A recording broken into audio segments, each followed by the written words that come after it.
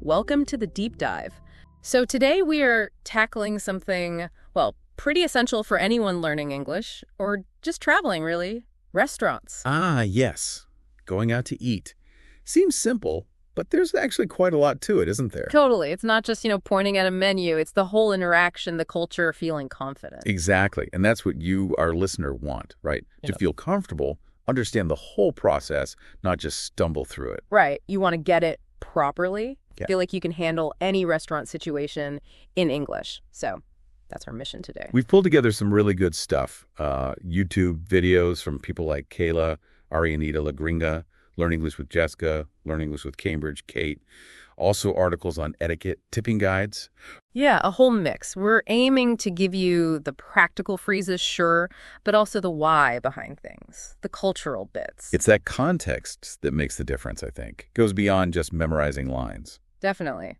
So we'll cover everything, from the moment you walk in, getting a table, reservations, waiting. Then ordering drinks, ordering food, dealing with dietary needs, asking for things how you like them. Right, like how spicy or how you want your steak cooked, and then paying the bill, the check. Which word is it?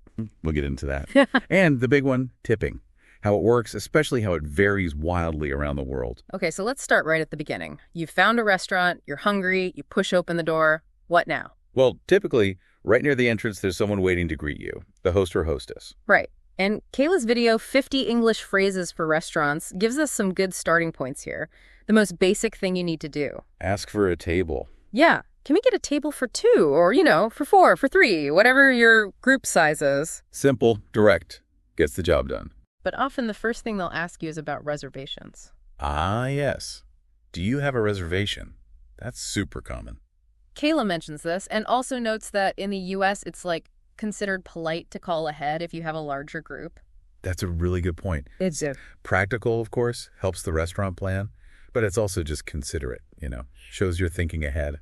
Definitely helps things run smoother for everyone. So if they ask, do you have a reservation? Or maybe more casually, what's the name or what's it under? You just give the name you booked with. I have a reservation under Smith, for example. Usually the last name is best. And make sure you spelled it clearly when you booked. Avoids confusion later. Oh, absolutely. A small thing, but it helps. Okay, but what if it's busy? You didn't book, or maybe even if you did, there's a wait. Right. The host might say something like, do you want to put your name on the list? That's the waiting list. So you give your name, maybe your phone number sometimes, and wait. But how long? You need to ask. What's the wait time? Kayla covers this too. And she jokes about a 2-hour wait being a deal breaker for her. Huh. Yeah, you need to know if you're looking at 10 minutes or closer to an hour. Helps you decide. And knowing the wait time lets you manage things. Maybe you can wait at the bar, have a drink. It gives you options. Good point. Ask about the wait, then decide. Okay, so if there is a table ready or when yours becomes free, they'll usually say something like, right this way or follow me, please. And you follow them, menus in hand usually, to your table. Kayla really stresses, just using these phrases helps build confidence. Practice makes perfect. It really does. Hearing them is one thing. Actually saying them in a real situation is where the learning sticks. Don't worry about sounding perfect at first. Exactly. Okay, let's bring in Arianita La Gringa's take on this. She also emphasizes the host-hostess role and reservations. She gives dialogue examples too. Yeah, those are helpful. Like the simple, hi, how are you, back and forth when you first walk in. Very standard greeting.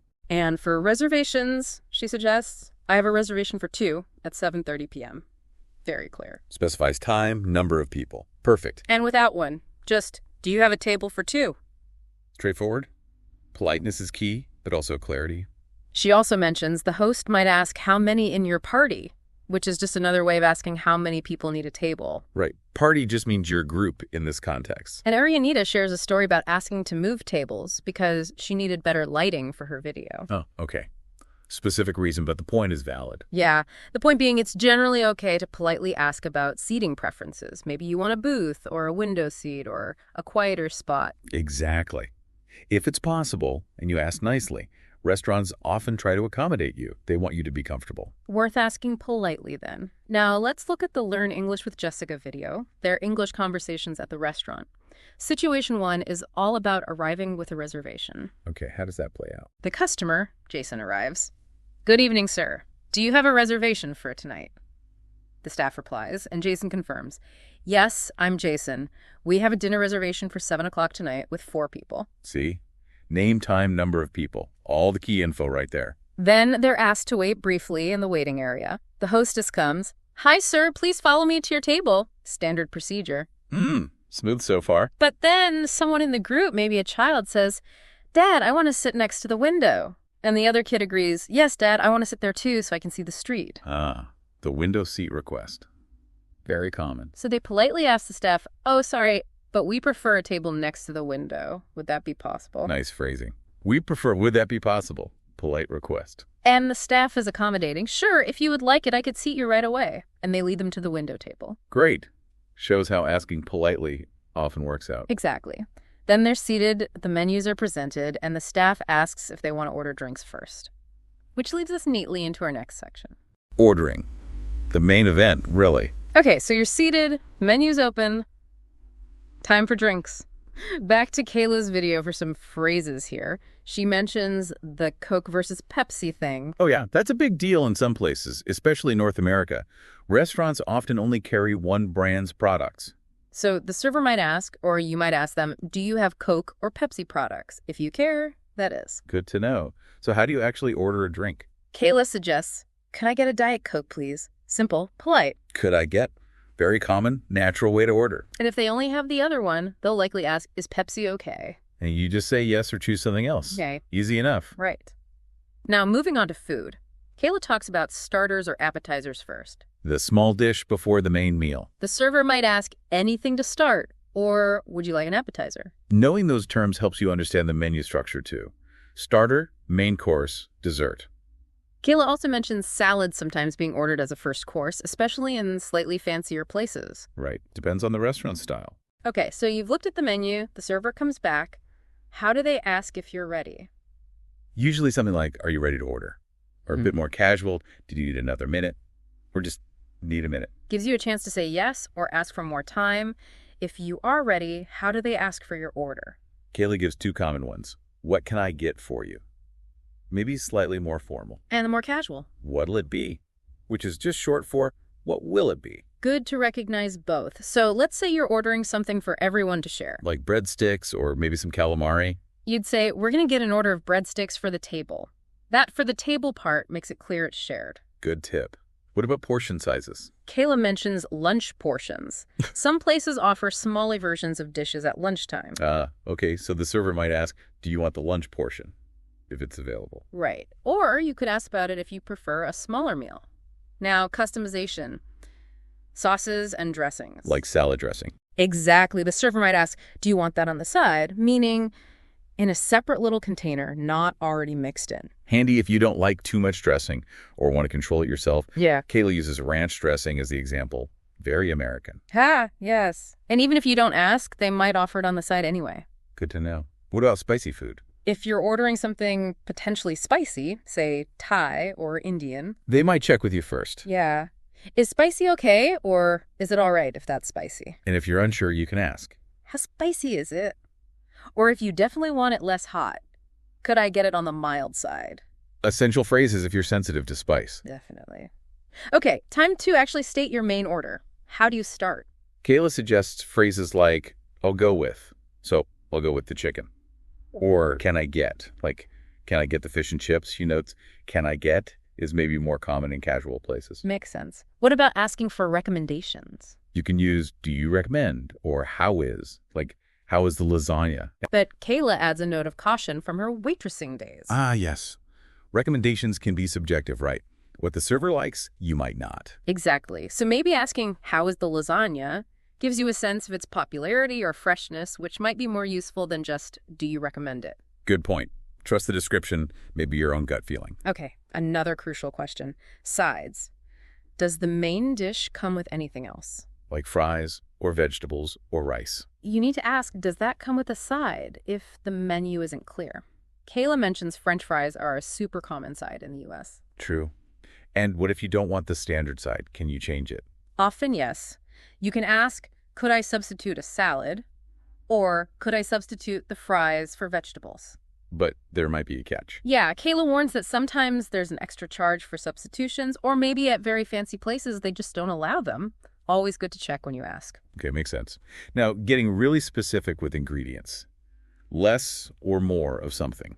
Kayla's got great phrases for this. Want less onion? Go light on the onion. Or go easy on the onion. If you love onion. Add extra onion or go heavy on the onion. Go light, go heavy. Nice, clear idioms. Very useful. And if you want something completely removed, or a very plain version, like no pickles on your burger, you can say, can I get no mustard? Or can I get that without pickles? Or to be maybe even clearer, if you only want one thing, Kayla suggests something like, could I get a cheeseburger with ketchup only? Specifies exactly what you do want, implies everything else is excluded. Good strategy. Okay, super important one now, especially for meat eaters. How do you want it cooked? Steak doneness, yes. Kayla lists the standard terms. Rare, very red inside. Medium rare, pink center. Medium, mostly cooked, just pink in the middle. Medium well, just a hint of pink. And well done, no pink at all. You absolutely need to know these if you're ordering steak or burgers. Definitely. Though she does add that it can still be a bit subjective. And in the US at least, it's usually okay to politely send something back if it's really not cooked how you asked. Good to know that's an option if needed. So right. Once you've given your whole order, the server will probably say something like, okay, I'll take your menus now and clear them away. Right. Order placed. Time to wait for the food. But before we get to the food arriving, let's touch on something really important. Dietary requirements and allergies. Crucial.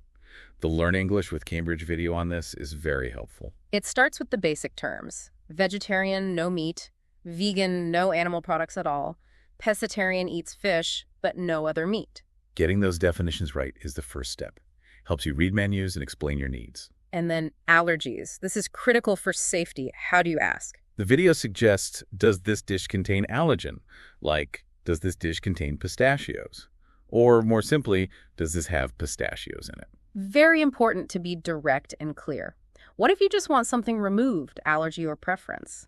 The phrase, could I get this without, is perfect. Could I get this without nuts?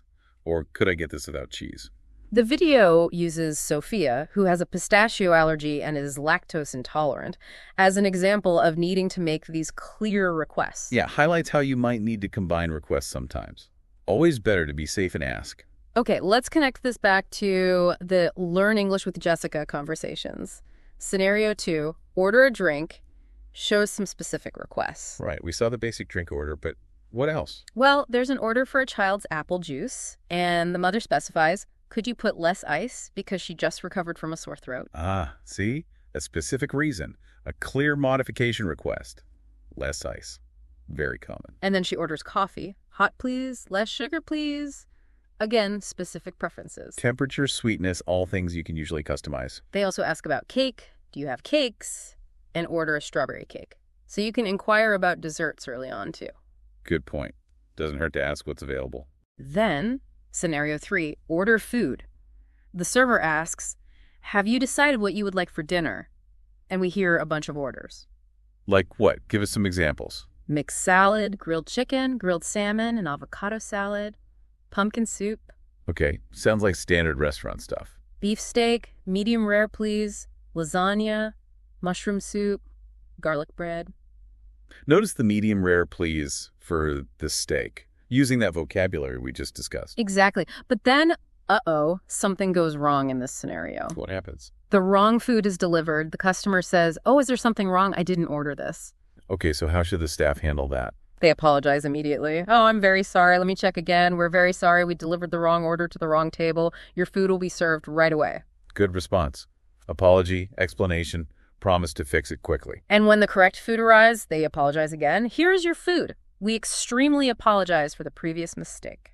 That's good service recovery. It happens sometimes. Mistakes are made. How they fix it is key. And the customer's understanding just says, no problem.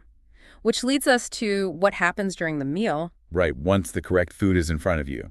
So food's arrived, you're digging in. Kayla's video again has phrases for this stage. What if you finish your soda? Ask for a refill. Could I get a refill, please? Simple enough. What about alcoholic drinks? The server might come by and ask, would you like another round? Meaning, another drink for everyone having one. And Kayla mentions if you want to buy the next set of drinks for your friends. You can say, I'll get this round.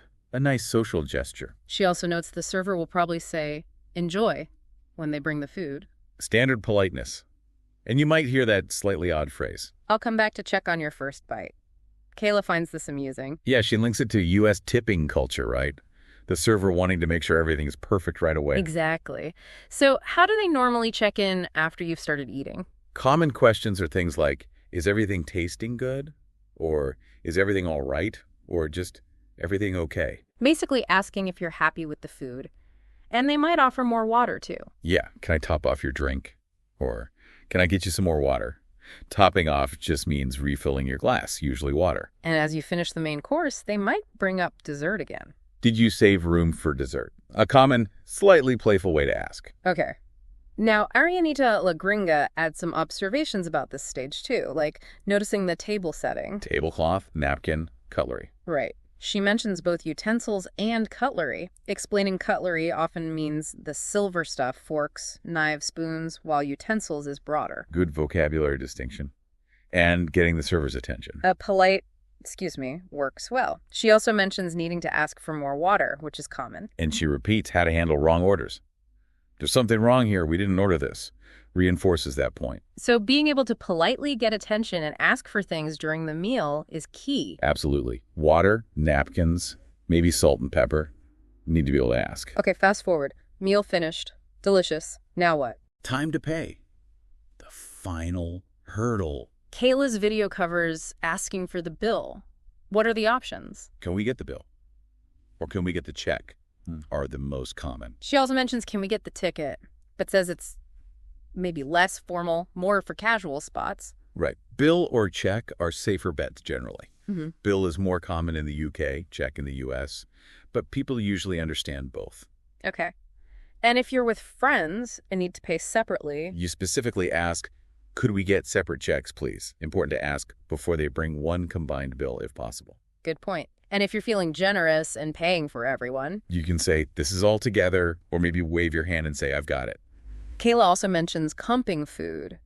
That's when the restaurant gives you something for free, usually because of a mistake. Comp is short for complimentary. So the manager comped our desserts because of the wait. And at a casual place, like paying at a counter, they might ask. What does that come to? Yeah. Or what does that come out to? Just asking for the total amount. Kayla also throws in the jokey, what's the damage? As a very informal way to ask the price. Use that one carefully. Mm-hmm. Depends on the situation. Yeah. And if you're treating someone, offering to pay. It's my treat. Or, don't worry about it, I'll get this. Nice gestures. Okay, now, tipping, especially in the U.S. Kayla gives percentages. Yeah, she says 15-20% is standard for decent service. More for good, maybe 20-25%. And even up to 30% for really exceptional service. That's quite a range. And the other word for tip? Gratuity. You might see gratuity included on a bill, especially for large parties. Okay. And leftovers, if you can't finish your meal. Ask for a box. Can I get a to-go box, or just, can I get a box for this? Kayla mentions the older term doggy bag, too. Yeah, a bit dated now maybe, but people still understand it. To-go box is more common. Okay, let's dig a bit more into asking for the bill politely, using that stack exchange discussion. It confirms check is more U.S., bill more UK elsewhere. Good to remember that regional difference. And the politest ways to ask. Full sentences are best. May we have the bill check, please? Or could we have the bill check, please? Using may or could makes it more formal and polite. Less formal, but often okay, are things like, just the bill, please, or, excuse me, check, please. But the full sentence is always safe. Good rule of thumb. Politeness counts. What about nonverbal ways? Making eye contact with the server is step one. Then maybe a subtle gesture like pretending to sign your name in the air. That's common in the U.S. Or the writing a check motion elsewhere. But probably best to combine it with actually speaking. Yeah, avoids confusion. Okay, back to the Learn English with Jessica video. Situation 5, paying the bill. How does that go? Customer asks, just bring the bill, please. The waiter brings it, suggests they check it. Customer says, I'm ready now, and tries to pay by card. Straightforward process. There's a slight hiccup. The first card doesn't work. They use another one. It works. Then final thanks from the server. Shows how to handle a minor payment issue, too. Just try another card or offer cash. Arianita also covers paying. Receiving the check or bill, paying by card or cash. How about splitting? She suggests asking, Excuse me, can you split the bill? Clear and direct. She also mentions the receipt, proof of payment, and then she really emphasizes U.S. tipping again. Right. Minimum 20%, she suggests, and explains why. Because waiters rely on tips for their income. It's part of their wage structure there. Crucial context. It's not just optional generosity in the U.S., it's expected compensation for service. And she explains the two ways to tip: add it on the credit card slip or leave cash. Both are fine. And she also mentions asking for a box for leftovers, same as Kayla. Okay, so we understand the U.S. system better now. But what about the rest of the world? That Western Union article is fascinating. It really highlights the massive differences. Let's break it down by region, the Americas. Generally, tipping is customary. 15–20% in the U.S., Canada, Colombia, maybe 10–15% in Argentina, Mexico, Peru, Nicaragua. But some exceptions. Yeah, Brazil, Chile, Costa Rica often include a 10% service charge, so extra tipping is optional. And be discreet if you do tip extra in Brazil. Okay, so research is key before you travel. What about Europe? Much less emphasis on big tips. Service charges are often included in places like the Netherlands, Czech Republic, France, Hungary, Spain, Sweden. So no need to add much more. Generally, no. Right. Maybe a small 5–10% for good service in the Netherlands. In Germany, Ireland, Portugal, UK, it's optional 5–10% if service is good and no charges included. Rounding up the bill is common too. And some places have even lower tipping culture. Austria, Italy, Russia. Rounding up is appreciated, but big tips aren't standard. Italy has the coperto, cover charge, and cash tips are preferred if you do tip. They even mention local words. Trinkgeld in Germany, pourboire in France. Knowing those can be a nice touch. Definitely. Okay, Middle East and Africa. Tipping seems more expected there, according to the article. 15–20% in Qatar, Saudi Arabia, UAE, even if there's a service charge. Wow, okay. And elsewhere. 10–15% in Jordan, Morocco, South Africa. Egypt and Israel might include service charges in nicer places. And Iran. A gift might be better than cash. Interesting cultural nuance there. Finally, East Asia and South Pacific. Generally, no tipping culture outside tourist spots. China, Japan, Korea, Singapore, Myanmar, Nepal. Tipping isn't expected and might even be refused in Japan. That's a huge difference from the U.S. Absolutely. It's becoming a bit more common in places like Thailand, Vietnam, Cambodia due to tourism, but it's not the local custom. Australia and New Zealand, just rounding up is fine. So the global picture is incredibly varied. What's the final advice from the article? If in doubt, ask the server. Or a safe bet in many places is just to round up the bill slightly. Good practical takeaway. Always best to check local customs if you can. Right. Now, just briefly, Arianita also mentions other restaurant staff roles. Bartender, barback, busser, chef, sous chef, dishwasher, food runner. Helps to know who does what. And she mentions different areas like the dining area, kitchen, and the patio for outdoor seating. Useful background knowledge. Okay, one last source. Kate's Speak English at the Restaurant video. She adds some useful bits. How to handle a problem. Like the classic hair in the soup scenario. Exactly. She suggests, excuse me, there is a hair in my soup. Polite but clear. And the expected response. Apology. Offer to replace it immediately. Oh, my apologies. I'll get you a new one right away. And they might offer it on the house. Meaning free of charge. Good phrase to know. Kate also defines to eat out, to dine out, go to a restaurant. Reasonably priced, good value. She lists staff roles again.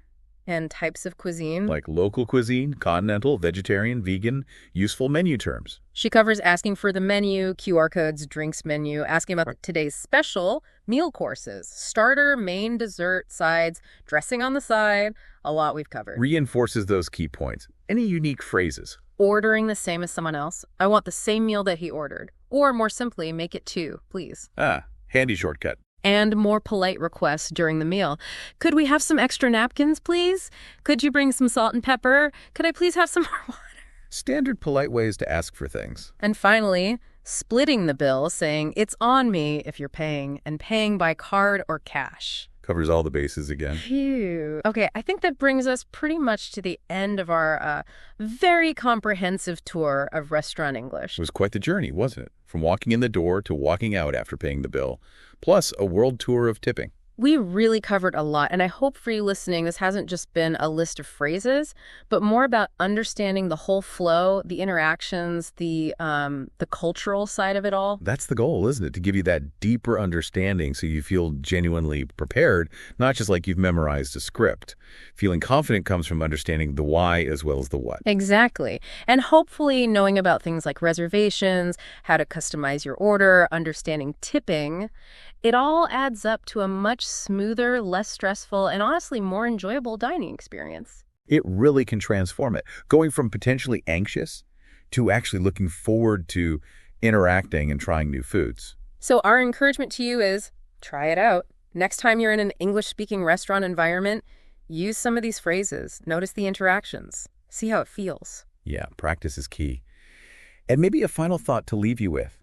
Consider how mastering these seemingly small interactions like ordering coffee or paying a bill actually opens up bigger things. How so? Well, it builds confidence in your language skills overall.